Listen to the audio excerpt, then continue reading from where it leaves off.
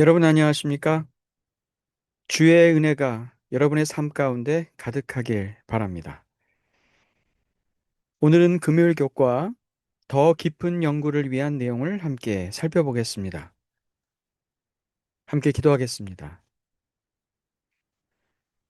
아버지 하나님, 이 아침에 우리를 깨워주시고 주를 향한 믿음을 가지고 하루를 살게 하시니 감사합니다. 지난 한 주 동안 성경의 역할을 살펴보면서 우리 곁에 늘 가까이 있는 성경이 우리 삶에 얼마나 중요한 역할을 하는지 알게 하시니 감사합니다. 말씀을 통해 우리의 모습을 깨닫기 원합니다. 말씀을 통해 우리를 향한 하나님의 뜻을 알기 원합니다. 말씀을 통해 변화되기 원합니다. 주의 말씀이 우리의 삶 가운데 역사하심을 보게 하여 주시옵소서. 예수 그리스도의 이름으로 기도합니다. 아멘. 이번 교과에서 우리는 당신의 삶 속에서 성경은 어디에 있는가? 라는 질문으로 시작하며 성경의 역할에 대해 함께 살펴보았습니다. 지난 한 주 동안 우리는 성경을 통해 변화된 5명의 이야기를 살펴보면서 그들의 삶에서 역사하신 말씀의 능력을 보았습니다. 성경 번역을 통해 더 많은 사람들에게 성경을 읽게 하려 했던 윌리엄 틴데일, 아동 노동 착취를 금지하고 빈민을 구제했던 앤서니 애슐리 쿠퍼, 기독교의 핵심 진리를 많은 사람들에게 논리적으로 증거했던 C.S. 루이스, 인간 존엄의 보편적 가치를 노예 해방을 통해 세상에 보여주었던 에이브러햄 링컨, 예수의 부활과 복음의 진리를 다양한 학문 분야의 증거로 세상에 알렸던 리 스트로벨. 이들의 공통점은 말씀을 통해 자신의 변화를 경험한 것으로 그치지 않고 사회를 변화시키고 다른 사람들의 삶도 변화시켰다는 것입니다. 이들은 성경 말씀을 통해 온전한 하나님의 사람이 되었으며 세상을 향해 선한 일을 이루어냈던 사람들입니다.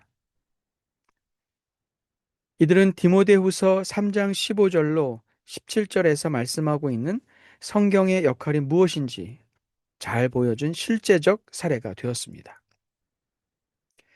또 어려서부터 성경을 알았나니 성경은 능히 너로 하여금 그리스도 예수 안에 있는 믿음으로 말미암아 구원에 이르는 지혜가 있게 하느니라. 모든 성경은 하나님의 감동으로 된 것으로 교훈과 책망과 바르게 함과 의로 교육하기에 유익하니 이는 하나님의 사람으로 온전하게 하며 모든 선한 일을 행할 능력을 갖추게 하려 함이라.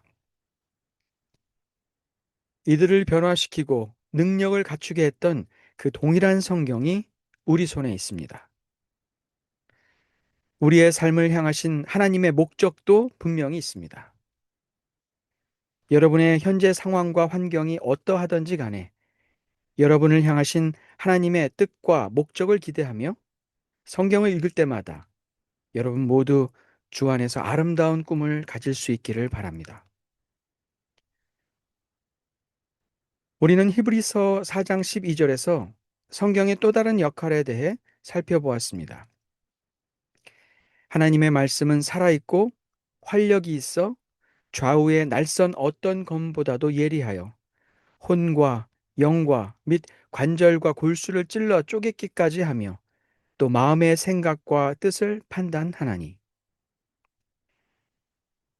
하나님의 말씀은 살아있어서 성경을 읽는 자에게 생명을 나누어 줍니다.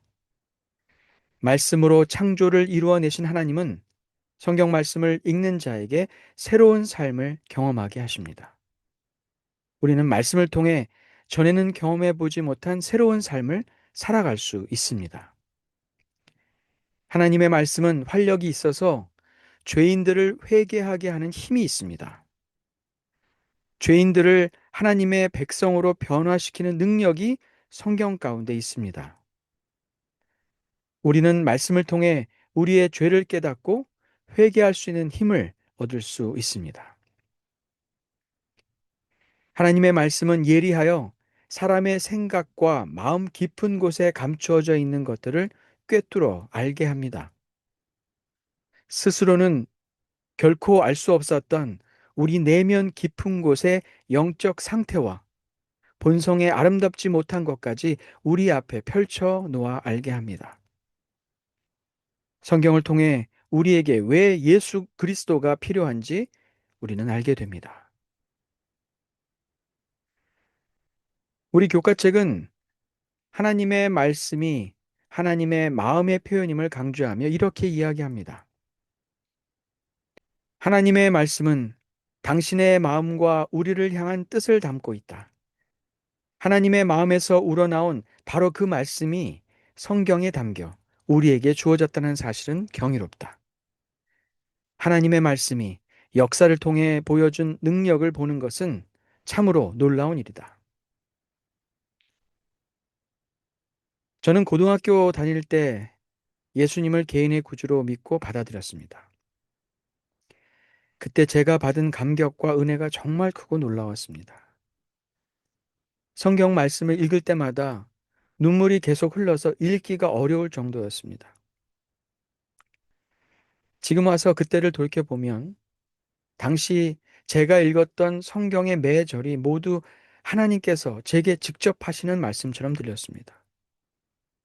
저의 마음을 너무도 잘 아는 것 같은 말씀이었고, 저의 상황과 형편을 아는 분이 주실 수 있는 말씀이었습니다.